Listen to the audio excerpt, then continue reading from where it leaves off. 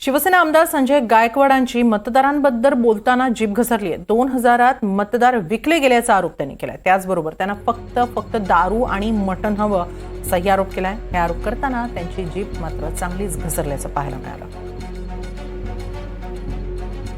तुम्ही साधं एक मत मला देऊ शकत नाही। फक्त दारू, मटण, पैसे, अरे 2-2 हजारात विकले गेले। 2-2 हजारात, 5 हजारात, याच्यापेक्षा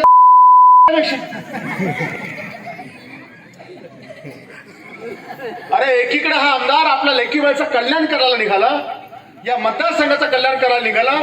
मला काहीच स्वार्थ त्याच्यामध्ये नाही। आणि हे लोक फक्त म्हणतात की संजय गायकवाडला पाडा कशा करता।